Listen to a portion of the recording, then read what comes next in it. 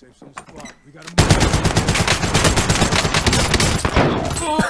sucked. Gonna do no damage. What's up, guys and gals? Today we're gonna talk about the 5 most common mistakes I feel we make with ground loot, whether that's how we choose them or what we expect out of them. Hope you guys have been enjoying the short highlight videos I've been putting out of the top tier ground loot weapons. More are coming. The Wave Lord, the Motorcade. I need to get more footage for a few others. Even a video on the common, uncommon guns, aka the no-name brands. This season, for whatever reason, it's been really hard to pull epic legendary guns. That's how I feel. So we are ever more relying on those great common, uncommon options. The mid-season tier list update will be coming out next week, so keep an eye out for that. The support for the channel has been tremendous. Might not be huge numbers, but each encouraging comment really keeps me going, knowing you are all finding it helpful. We are almost at our 100 sub goal. I think we're like 4 away right now. Hopefully by the time the mid-season tier list comes out, we can set the next goal, 200 subs. So thank you all. Please sub if you aren't, with notifications to know when the next update drops, and keep this train running. All right, so let's talk about the top 5 mistakes we make with ground loot weapons. You know I love ranking, so let's start with number 5. Number 5, we vomit when we see a thermal scope. There was a time when everyone ran thermals. I know, that's hard to believe. Yes, they can be awkward to use if you don't use them often, but not all thermals are equal in my eyes. The Solo Zero NVG, it's the one that's got a teal tint and like a heat signature. That's the best thermal in my opinion.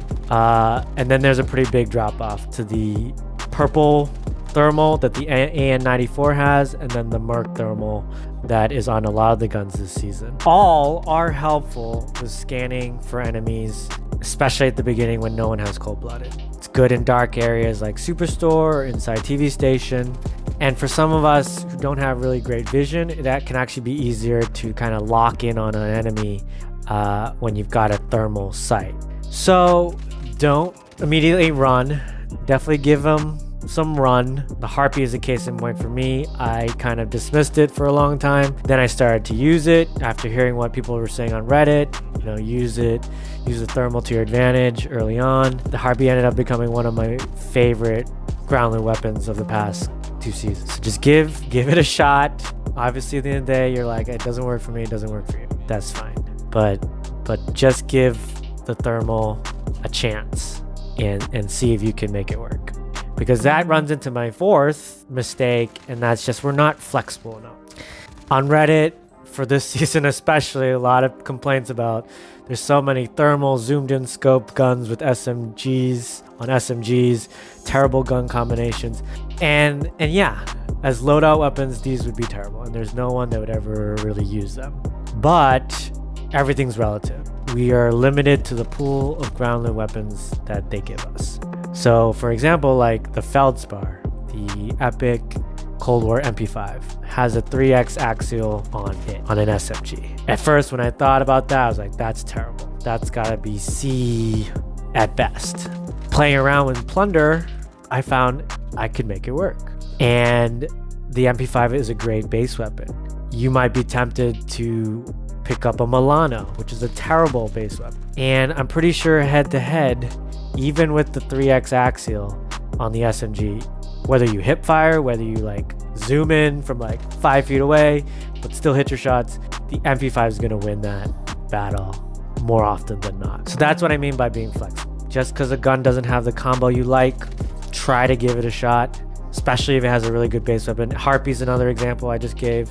Didn't like it because it's thermal, didn't like it because it's 2x, ended up using it, ending up loving it. So especially if a gun is a really good base weapon, give it a shot, even if the attachments aren't to your liking, and try to make it work. Because I think it'll give you access to guns that others might be giving up on that you can use to your advantage. The MP5, MP7, give it a shot. Be more flexible. Number 3, we select based on rarity. Now, this is more of an issue for newer players because if you're on this channel, you're probably pretty aware that rarity doesn't mean it's a better gun. Rarity just means there's more attachment, but obviously not all attachments are good. Not all attachments help to maximize the gun for the range that it should be used in. So rarity doesn't mean it's better. It can be tempting to be like, oh, this is epic, oh, this is legendary, I should take it over the common uncommon gun. But there are so many examples, the common FFAR, the uncommon bullfrog, that they're way better than a bunch of the legendary epic versions of other guns. So don't just go based on rarity. Number 2, we assume since it's meta, it's good, or if it's not meta, it's bad.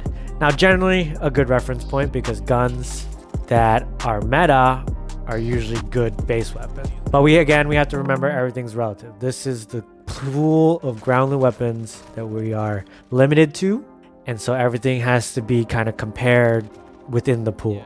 A couple of examples from this season: the Fire 83. Not a lot of love for the gun as a loadout weapon. Does have a lot of recoil, limits its range. But for ground loot weapons, where you're keeping your engagements 0 to 40 meters, and there are a lot of guns that don't have a big mag size, it's got a competitive TTK relative to the other ground loot weapons. It's got a large mag. It's got a good optic for what you need it to do. It's a really good gun. Know what and how to use a gun. We'll talk more about expectations, and you'll find success with guns that I think you might have been just like, oh, it's not a meta gun, it's not good. The Tundra is an example of a gun that people say it's meta for loadout guns, and it is. But the ground loot versions are very poor. They have limited scopes that limit your range, and you might be trying to hit 100-meter shots, and it's just not working because the barrel's not a bullet velocity barrel, whatever it is. I have not had success with the Tundra ground loot weapons. And so, but some of you might be, oh, a Tundra, that's good. No, not necessarily. So don't write off a gun. Don't pick up a gun just because it's meta or not meta. Know more about the gun. And that comes to our last point, which is having realistic expectations. Isn't that life? How much of our disappointment in life could be resolved by having realistic expectations? With ground loot weapons, a lot of times you have a small sample size. You use it once or twice, and if you have a bad experience 1 or 2 out of 2 times with a gun, you're probably gonna be like, that's dead to me. Or if a gun that you would think this should hit like a laser out to 100 meters doesn't the first time, and the recoil's all over the place, you're just like, oh, this is too hard to control, I'm not gonna use it. I'm looking at you, Ro. It's easy, set expectations based on a small sample size, and that can prevent you from opening your horizons up to guns that, if you learn more about, if you understand the realistic expectation of the gun, you can more than just make it work, you can have success with them. At the end of the day, you should go with what you're comfortable with and that you feel like you're hitting your shots and are consistent with. But keeping realistic expectations will open you up to more options. I'm thinking the Harpy, the Chromophore, the Type 63. Like, if you think you're gonna be hitting shots like a DMR, you're wrong. It's got too much recoil. It's also kitted out for short range, and it kills at short range. It absolutely dominates at short range. But you gotta know that. You gotta have proper expectations. This season has a ton of usable weapons. Find what works for you. Know what the gun is capable of. What situations it's the right situation to use it in. That's why I rank weapons. That's why I give you my take on each weapon, give it an explanation, because these guns are limited in what they can do. If a gun has multiple ranges that it is effective at, that's why it's S tier. But some S tier guns can only be used in one range, some in others. Know the details of the gun, know what to expect from each gun, and I believe you'll find greater success with those guns. Well, that's it, folks. Follow these tips, and I think you'll be finding yourself surviving the earlier rounds more, setting yourself up for more consistent performance, and winning more games. Hope you found it helpful, and I'll catch you guys on the next one.